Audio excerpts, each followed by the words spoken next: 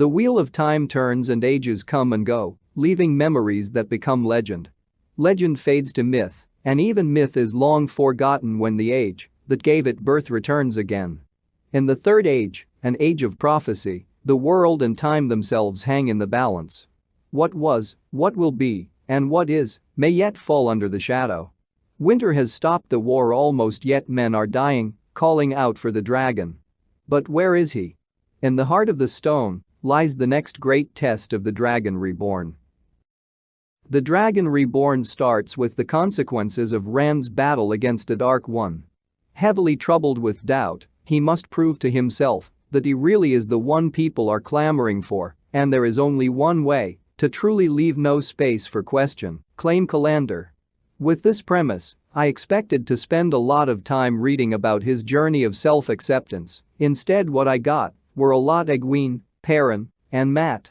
That is not exactly a bad thing, as those characters were in need of further development, especially Mat, but it was still disappointing to only read Rand's perspective once every 20 or so chapters.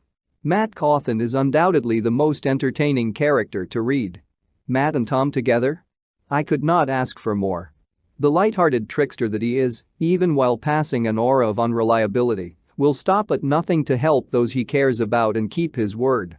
The duo provides an atmosphere of joy that counterbalances the struggles and seriousness of the task the other main characters must complete in the book, always making sure the pacing of the story does not remain overly dark for too long.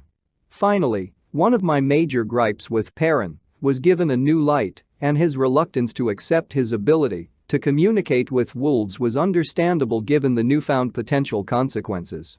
In the two previous books, I thought his denial was shallow and unfounded.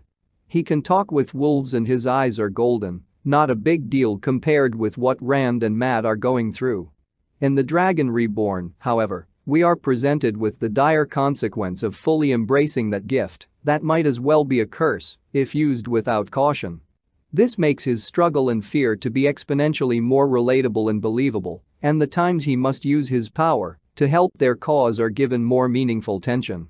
He must learn to use his gifts to survive, but he does not dare to fully accept them and their consequences.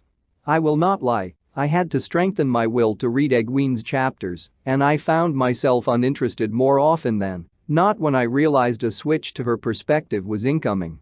She was snappish and bratty for the most part of the book, her struggles always feeling less important to what the other characters were going through. I'm glad her chapters always had the company of Nynaeve and Elaine to make them more enjoyable. The book concludes in a lighter tone than the previous one, setting up plotlines that promise to develop more characters besides Rand.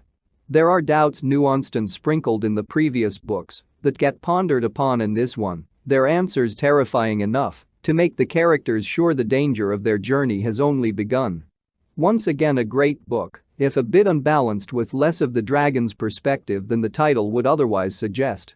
It was great seeing all the character development of Perrin, Mat, Nynaeve, and even Egwene. This makes me hope I'll eventually enjoy reading about her.